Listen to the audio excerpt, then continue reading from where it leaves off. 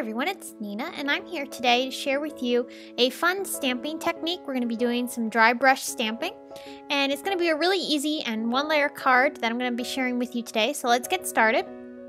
For my card, I'm working with this stamp set from Concord and 9th. This is the Painted Thank You stamp set, and we're going to be using both the painted little stroke there and then also the brush script font. And we're going to be using some Altenew dye inks to do our stamping. And here I've got Coral Berry and Ruby Red, and we're going to start our dry brush stamping. I'm laying down the Coral Berry, and then I'm going to add a little bit of the Ruby Red right over top of it in just some small areas. And I'm going to dab off some of the color with my finger here. You could use a cloth if you'd like. And here you can see we've got this really cute dry brush look that's going to be great for this card that we're doing here. It's going to add a lot of interest to the background.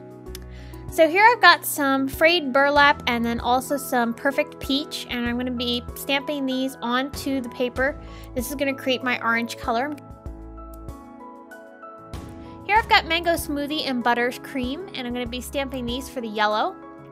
The one thing I really like about Altenew inks is that they have colors that really work well together for multi-level stamping or just some ombre stamping like we're doing here to create the dry brush strokes.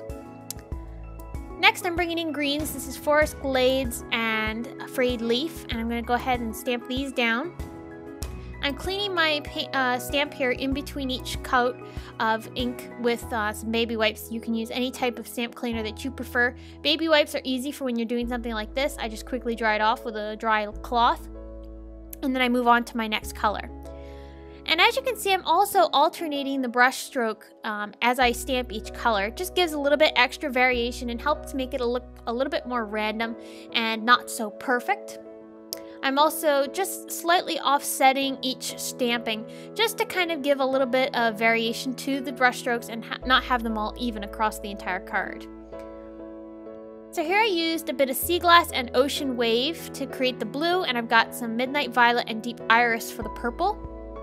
I love these two colors. These create a really, really vibrant purple. It's absolutely beautiful. Just dab off some of the color there and go ahead and stamp it down. Alright, so I repeated that same process throughout the entire card. Here you can see I've got my thank you stamp ready to go. I've lined it up in the middle right here. I'm going to offset it just a tiny bit. This card I originally was going in a different direction right here with this particular part of the stamping. I thought I was going to do a stamped shadow offset for this card, and I kind of overthought myself and was like, oh, I should have done a gray color because I grabbed this black ink. So I grabbed a piece of scrap paper and stamped it off just to kind of lighten up that black color. And then I stamped it down onto my card with that lighter color of black. Now, it looked great.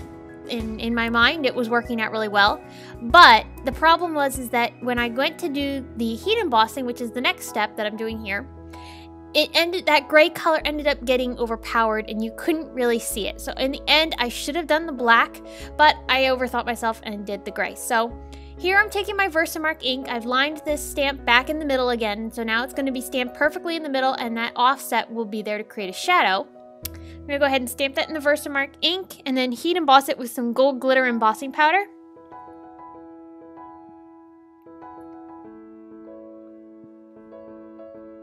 So to fix my little mistake there, I'm going to be taking this black multi-liner. This is from Staedtler, and I'm just going to outline where those gray colored shadows were, and I'm just going to outline that with the black just to darken those up and make it look originally how it was intended. So just carefully going over top of this. You could obviously skip this step if you've stamped it in the black like I should have done in the first place. So now that I've got that all outlined, I'm adding some little stars here. This is from the Mama Elephant Lots of Stars die set. And I'm just going to be cutting those out of gold glitter cardstock and gluing them on with PPA matte adhesive. This is one of my favorite liquid adhesives for adding things down onto my cards, and it works well for a matte finish. So I'll just finish adding those on, and that's going to complete my simple one-layer card here. As you can see, I've also stamped a little envelope to match. I stamped this word thank you onto the front of the envelope, and it creates a really cute little thank you card. These are very easy to mass produce, so you could really create a lot of these to give as a thank you set or all sorts of other different options. So I hope you've enjoyed. Be sure to stop over at my blog where you can get more information on this card as well as the products used. And thanks so much for stopping by. If you've enjoyed, be sure to give this video a thumbs up, subscribe to my YouTube channel, and I hope I'll see you again soon.